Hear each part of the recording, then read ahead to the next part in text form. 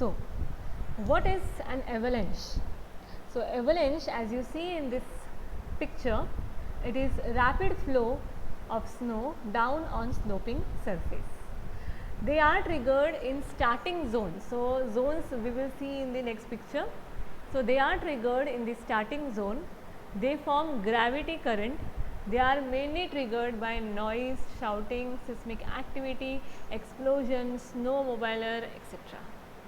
Okay, so avalanche is nothing but it is a rapid flow of snow down on the sloping surface, correct, and it is similar like I told you, similar like you know about landslide. Here you have breakdown or sliding of the slope of the snow, correct, and they form gravity current, and they are mainly triggered by noise, where there is too much of noise, shouting, seismic activity, explosion, snowmobiler, wherever there are vibrations, this avalanche or breakdown of the snow or the rapid flow of the snow occurs. Then occurrence, due to snow has different layers having dissimilar physical properties. Due to loose snow and cohesive snow separates from the surrounding snow and slides down. Okay, so what are the simple causes because of which this sliding down occurs?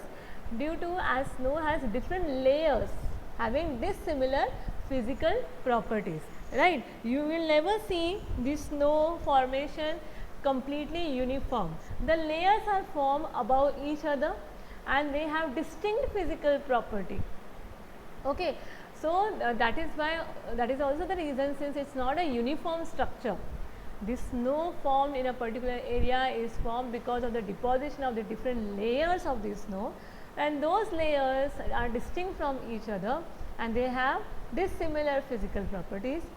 The snow is loose, so it can easily slide down, and the cohesive snow, that is snow which is together, you know, cohesive, when two similar substances attract each other, we call it as cohesive, right? So cohesive snow separates from the surrounding snow and then it slides down. So how an avalanche is occurred? So as you see in this particular picture, when there is decrease in temperature on the top layer, okay, when there is decrease in temperature in the top layer, because snow formation we usually see in the areas where the temperature is low, correct. We always tend to see this snow formation where at the polar regions, at higher altitude region where the temperature is very low. So as I told you that the snow formation is in the form of layers, when there is decrease in temperature in the top layer, and due to temperature difference between upper and the lower layer, evaporation of the lower layer happens, and due to this there is loss of grip.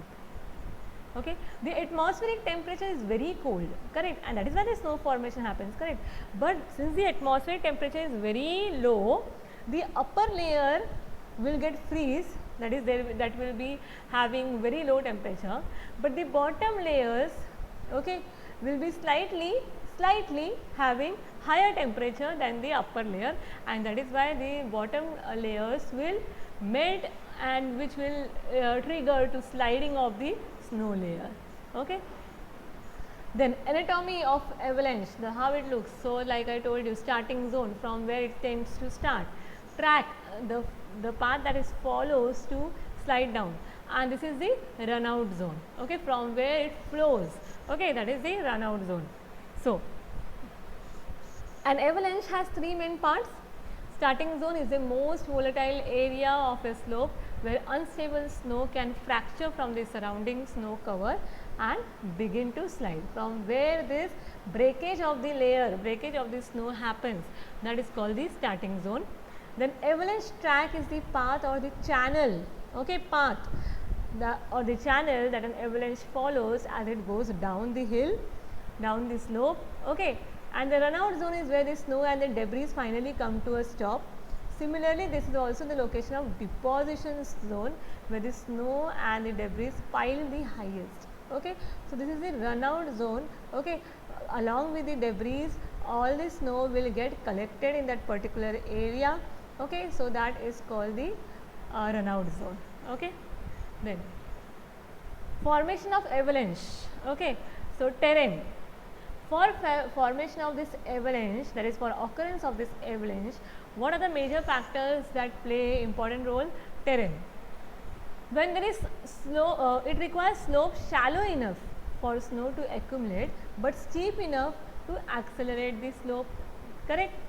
When there is shallow enough slope, the snow will accumulate, but if the slope is steep enough, the sliding is most probable, okay.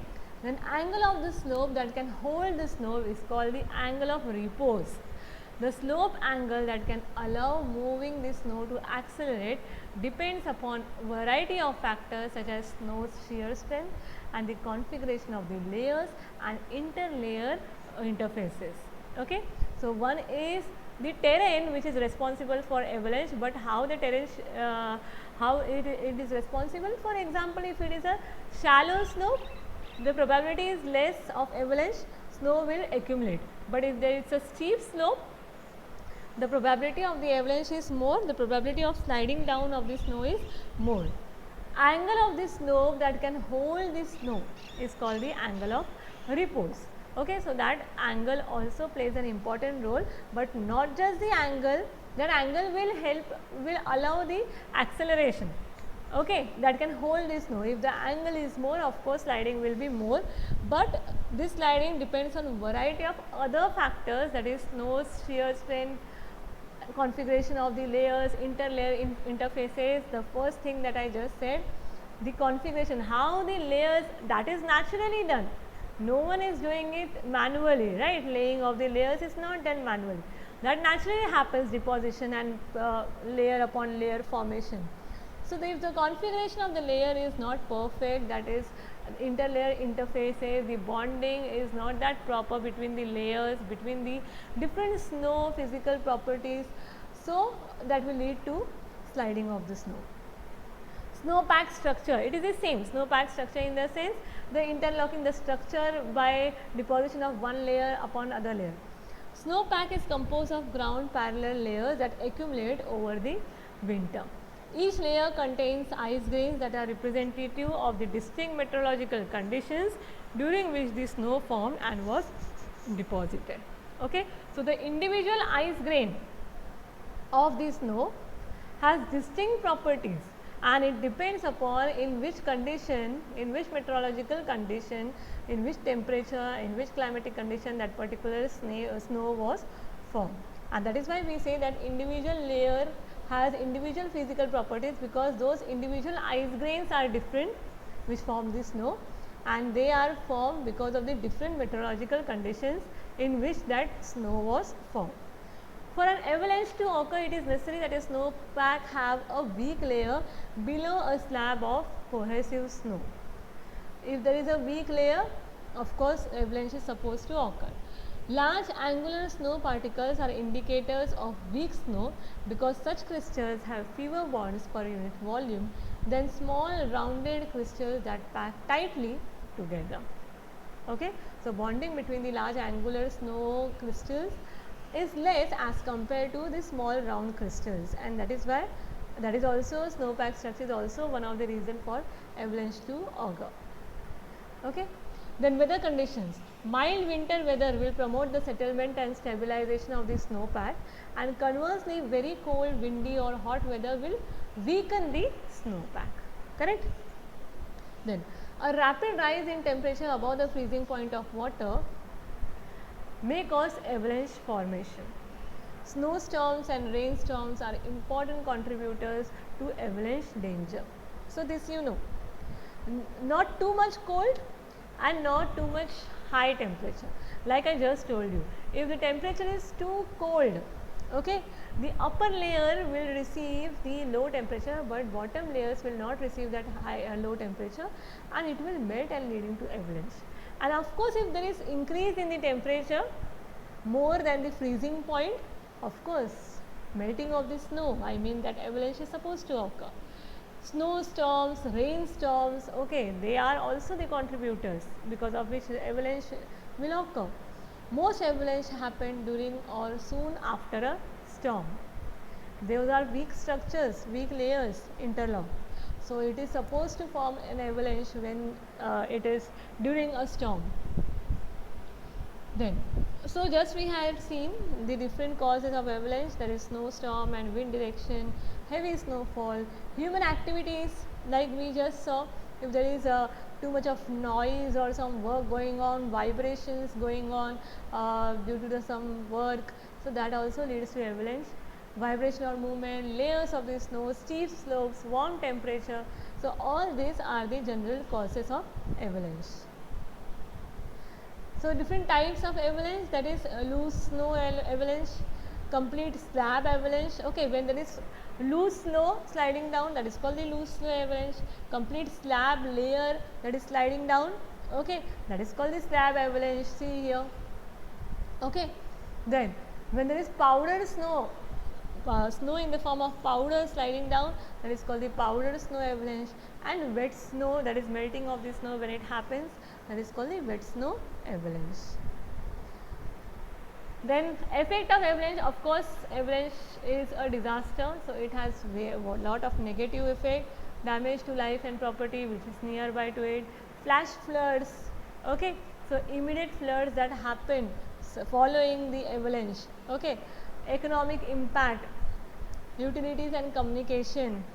Okay, that is all disturbed. So those are the effects of avalanche. So what could be the mitigation techniques? Of course, natural factors that are leading to disaster that we cannot prevent, but at least for when avalanche is happening, we can reduce the impact. With just now what the impact we had seen, the effects what we have seen, we can reduce this impact or effect of the avalanche by certain mitigation techniques. So, to mitigate the effect of avalanche, the construction of artificial barriers can be very effective. Artificial barriers nearby to some property which might get destroyed.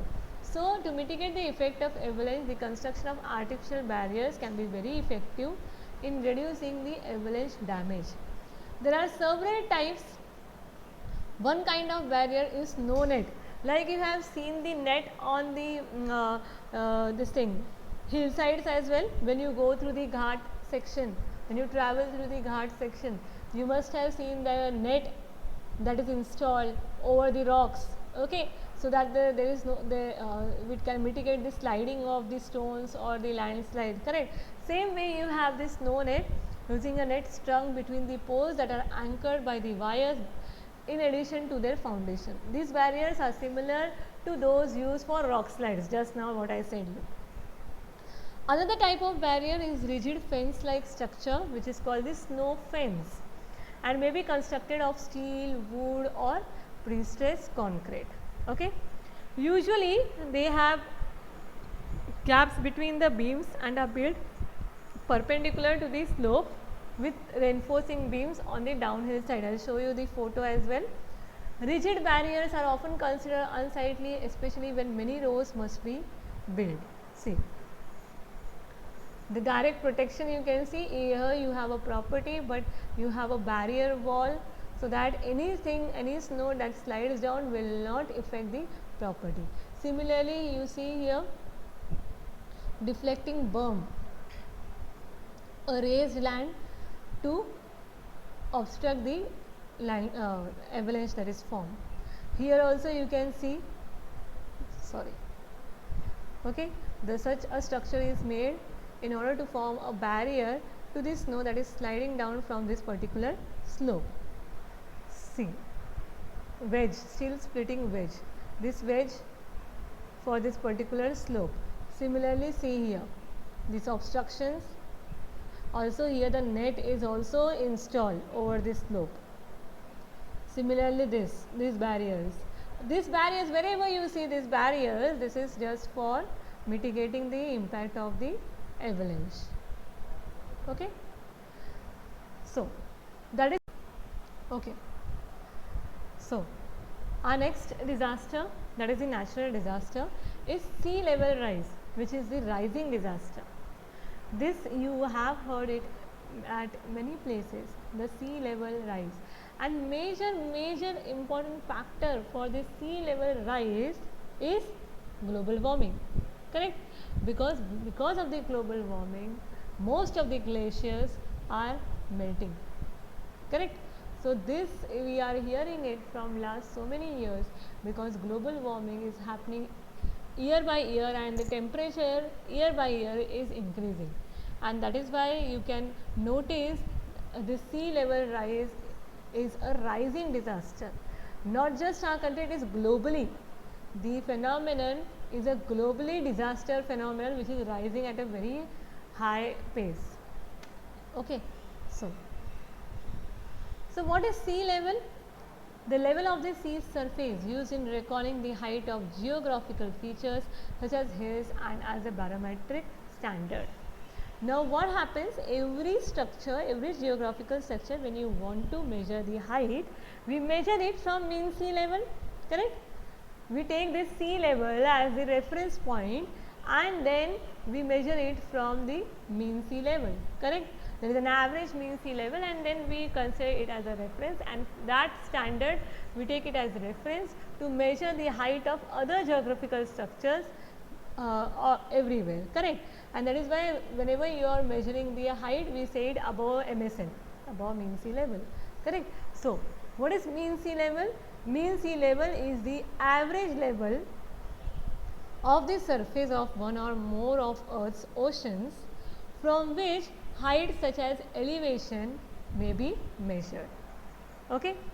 What is sea level rise then? If mean sea level, we consider it as an average level of one or more of the Earth's ocean. But since this sea level are rising everywhere, what is sea level rise? It is an increase in the global mean sea level as a result of increase in the volume of the water in the world's oceans, correct? How this sea level will increase? Is due to increase in the volume of the water, correct? Due to increase in the volume of the water in the world's ocean, the oceans globally. What are the different causes of sea level rise? So ocean warming, that is thermal expansion, eustasy, isostasy. Now this we will look forward in the next slide.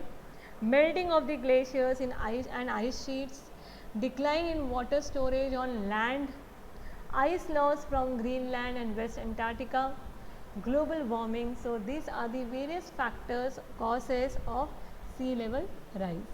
Okay. So see here, the temperature changes are also shown year by year. Okay, what rate the temperatures are changing year by year. So see,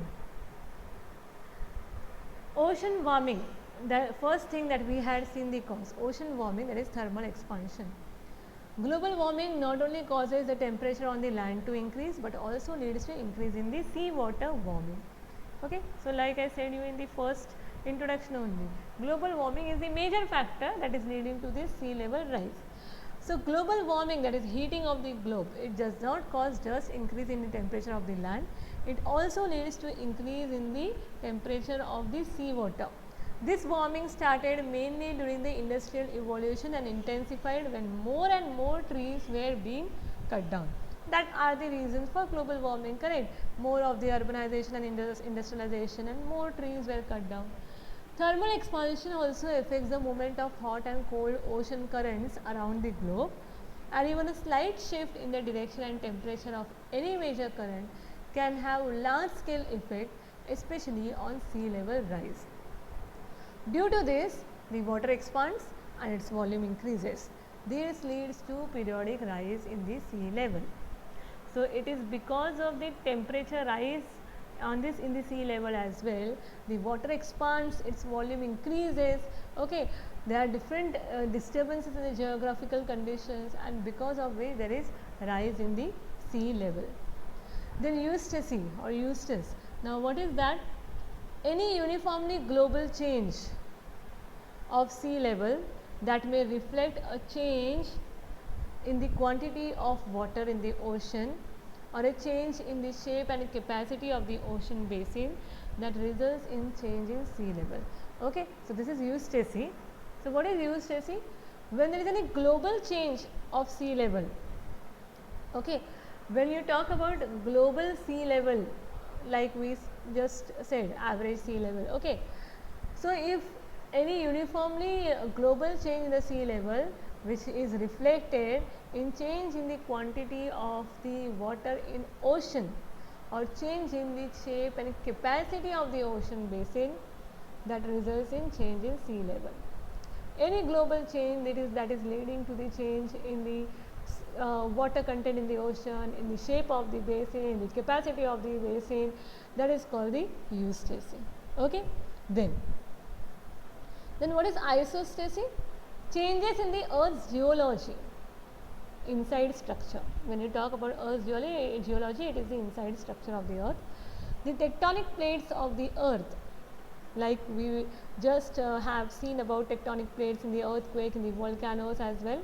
The tectonic plates which form the earth's crust, which are slightly moving naturally, they are moving in slow pace constantly, naturally, correct?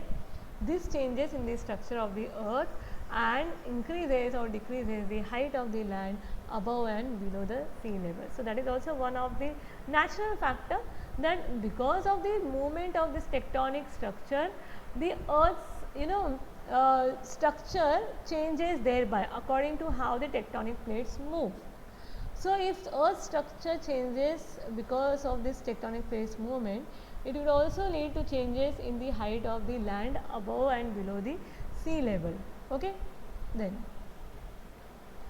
melting of the glaciers. So now you see this particular picture, how it was in 1941 and how it turned in 2008, how much melting of the glacier, the ice sheets has happened. Large ice formation like glaciers and the polar ice caps naturally melt back a bit each summer. In each summer season, where the temperature is comparatively higher, and now due to global warming, it is increasing every time in every summer. Such large ice formations like glaciers and polar ice caps naturally melt. In winter, snows primarily from evaporated seawater are generally sufficient to balance out the melting. But recently, though, persistently higher temperature caused by global warming have led to greater than average summer melting, as well as diminished snowfall due to later winters and early springs. Okay. So previously the melting of the snow used to happen in the summer season, but that used to get compensated with the decrease in the temperature in the winter season. But now what happens? The decrease in the temperature is low, the time period, but increase in the temperature is higher, the time period, and that is why the melting of the snow is more than the formation of the snow. This imbalance results in a significant net gain in the ratio of runoff to ocean evaporation, causing sea level rise. Then another cause is ice loss from Greenland and West Antarctica, which are the sources of snow formation. As with the glaciers and the ice cap, increased heat is causing massive ice sheets that cover Greenland and Antarctica to melt at an accelerated pace. Scientists also believe meltwater from above and seawater from below is seeping beneath the Greenland's and West Antarctica's ice sheets, effectively lubricating the ice streams and causing them to move more quickly into the sea. Okay, that is seawater is also the meltwater from above and seawater from below is seeping the Greenland's and West Antarctica's ice sheets, effectively lubricating the ice streams and causing them to move more quickly into the sea. Higher sea temperature are causing the massive ice shelves that extend out from the Antarctica to melt from below and weaken and break off. That is the reason you have temperature rise. Okay, then you have melting of the glaciers and the the ice caps, and then when there is intrusion, that is when the sea water then seeps into these ice sheets, it also leads to a breaking of that ice. So these are few of the causes shown here. See, as the ocean warms, the water expands, the first thing that we had seen. Exchange of the water stored on the land by glaciers and the ice sheets with ocean water. Okay, when you talk about exchange of the water, that is water that is stored on land, that is in the form of snow, ice caps, glacier. Okay, so that melts and then joins the seawater. Okay, surface and deep ocean circulation changes, increases storm surges. Storm surges increase in the sea level. It's called the storm surges. So, like we see, if there is any geological condition change, okay, then also this sea level rises happens. Subsidence in the river delta region, land movements and tectonic displacement. Terrestrial water storage, extraction of the groundwater, building of the reservoirs, changes in the runoff and seepage into the aquifers. Okay, because now we try to increase more and more of the groundwater, okay, more and more of the water storage on land we do. Okay, so what happens, that water also seeps into the ground and joins the sea. That is also one of the reason. So, 45% of the sea level rise is because of melting of the glacier, major important reason.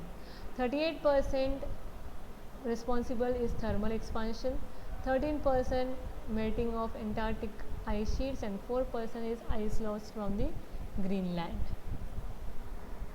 Then impact of sea level rise, we know it, that is wetland loss. What is wetland? The marshy land. Okay, wetland has its own ecosystem rather than just land or the water. Is the marshy land a land that is saturated with water, a land where water plants grow. Okay, such plants which require marshy land, they tend to grow, which cannot grow in complete water, which cannot grow in complete land, but they tend to grow on wetland. So, they have their own ecosystem. That wetland is lost. Coastal erosion, salt water intrusion. When sea level is rising, the salt water, what we call as backwater, the salt water intrusion, that is salt water will start getting covering the surface water sources as well. Loss of habitats of fish, birds and plants, contamination of agriculture soil, loss of mangroves and coral reefs, okay, loss of low-lying lands and powerful storm surges. So, all these are the impacts of sea level rise.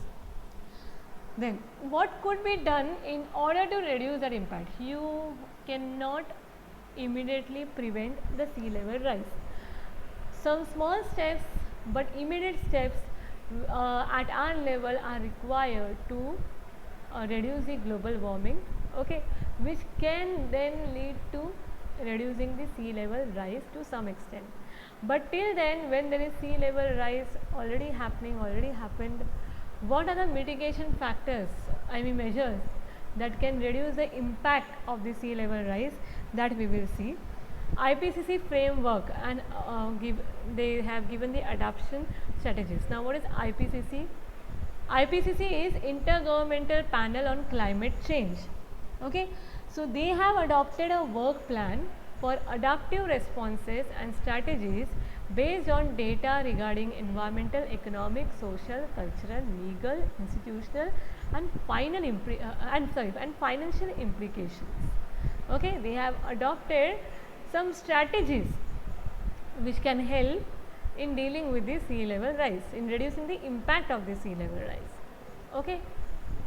So, those include identifying the coastal areas, population and resources at risk, develop global and regional research and monitoring systems, develop public awareness of risk to coastal resources, encourage integrated coastal area and resource management, use country specific studies to evaluate available adaptive options, develop techniques for mitigation through cost effective approaches for adaptation, adopt a framework convention on climate change to facilitate cooperative efforts to limit or adapt to the climate change.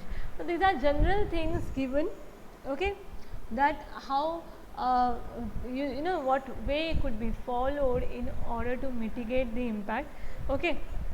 Now, certain strategies the IPCC has given, that is called the adaptation strategies. Now this sea level rise is happening, has happened and is happening continuously. We have to adapt to that situation by using certain strategies which will reduce the impact of that sea level rise. Okay, so those adaptation strategies are divided into protection strategies, that is defense. There is soft and hard, that we will see. Attack, retreat and accommodation. One by one we will see. Okay. So adaptation strategies, in that I told you protection, that is defense. So hard and soft. Okay. So hard in the sense, see here how is the table divided? The strategy, the features which will help in dealing with the strategy, the methods to be followed, and what are the advantage to that particular area or particular site. Okay, and you can go through these pictures as well. See, first protection, that is defense, the hard strategy. Dikes, levees, sea walls, groins, that means an obstruction, a high raised obstruction. Levee, sea wall, that is just an obstruction. So you see here pre-implementation, when there was no such structure built. So you have sea here and you have land. If there is sea level rise, of course it is going to cover the land. So what you can do, these features, build physical barriers to block the water. Okay, so you can have these physical barriers to block the water. So you can see here post implementation that even if the sea level rises, it will not cover the land because of this obstruction. Okay, for hard to move facilities and infrastructure on flat ground. Okay, for hard to move facilities, in the sense this property has some facilities which is difficult to relocate or move from that area, but sea level is rising. So what you can do? So for that you can have this physical barriers to block the water. Okay, that is protection. And then you have soft strategy. Now what is soft strategy? Features which could be used is mangroves, wetlands, sand dunes, okay, tidal flats, okay, all these things, that is create buffer with vegetation or landform. Now without using certain hard barrier, see here pre-implementation, implementation. Okay, here also you have increased to certain extent the land, but there you have grown mangroves. Okay, so that the sea level and or the wetland, that particular land what you have generated is supposed to serve as wetland. So what will happen, that will prevent the water to come over the land. So that is one of the soft protection method. Then next is the accommodation strategy. What is accommodation strategy? So what features are required? Raising the level, desalination, drainage, alarm system. Method to do it, upgrade the functions like while maintaining the location. Site advantages for redevelopment projects or facilities at sites without high ground nearby. So same way pre-implementation, implementation, raising the level. It's not just the barrier. In the previous we had seen it was a barrier. Now in this, for any structure or property to be built, what we call is as a redevelopment project which could be built nearby. Okay, so for that you are raising the ground level completely, and then that property or any other thing could be constructed over it. Also if you have desalination techniques in your area, more and more seawater could be extracted and then desalination could be done, and then particular that water could be used for other reasons. But desalination technique is very costly and therefore not much followed in our country. Or else you can have proper drainage system to drain out the increase in the water content. You of course you should have alarm system, that is the warning system. But then the important feature that we can serve as an accommodation strategy, okay, that is you can raise the ground level and then build the property over there. See here also you can see, okay, pre-implementation which was supposed to be built here, implementation, okay. Then next strategy is attack strategy, okay, that is features, that is land reclamation, piers, ports, harbors. Methods extend the facility towards the water. See here. Okay, side advantages for facilitating facilities requiring direct access to water, like you have ports, harbors. Okay, they require direct access to sea water. So extend the facility towards water and then build the harbors, ports, or any other property that you require there. Okay, that is attack. Okay, you are attacking that particular area with your methods. Okay, so temporary installation of porous rock structure on the shores. This now we have seen the 4 strategies. Just sorry. Okay. Sorry, we did not see this retreat. So retreat strategy. Now what is that? Relocation abandonment. That is, relocate the facilities to low risk land. Okay, for residential and public facilities at sites with low risk uplands nearby. So that is, if it is possible, you can relocate the particular property to a high rise land. Okay, so that could be done. If not possible, then we had seen in the first, that is barrier. Okay, then that is retreat, that is relocation could be done, and sorry, this is for the attack, correct, that is extending the facility towards the water. Okay, so we have seen the 4 strategies, that is protection, accommodation, retreat, sorry, and attack. Okay, attack. Then mitigation measures that we have seen now. So certain mitigation measures, small mitigation measures, simple steps, that is temporary installation of porous rock structures on the shores and construction of the buildings on elevated land can help minimize the damage caused by the potential sea level rise.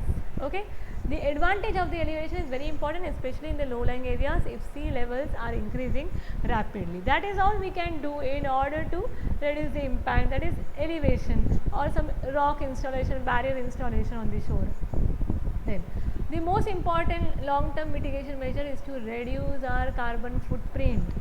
Carbon footprint matlab kya? Carbon footprint in the sense the greenhouse gases that is emitted by a single person. So greenhouse gases can be carbon dioxide, methane, right, whichever contains carbon in it, by a single person, and that is called the footprint. And reduce the harmful emissions which are damaging the environment on land, in the oceans and the atmosphere. If global warming can somehow be decreased substantially, immediately it cannot happen, but substantially if it could be decreased, then the sea level rise can also be minimized and controlled. Building tall walls and similar structures might help reduce the seawater intrusion. It will not reduce the sea level rise, but it will help in reducing the seawater coming on the land. Okay, reduce the seawater intrusion up to a certain level. This is just a temporary solution. How much elevation you will do every year? Okay, but this solution is of no help when the sea level rises drastically and even during the tsunamis striking the coastal regions. Constructing levees, that is this barriers, might help on a small scale, especially if the particular coastal region experiences less increase in ocean water over a long period. Okay, this levees or this barrier construction is when that particular area is receiving low sea level rise for longer period. Okay, but this elevation, building tall walls or structures, such barriers are all the temporary solutions in order to reduce the impact of the sea level rise. The major thing what you can do is reducing the greenhouse gases emissions, which would in further years might control the sea level rise. Okay, so we will stop.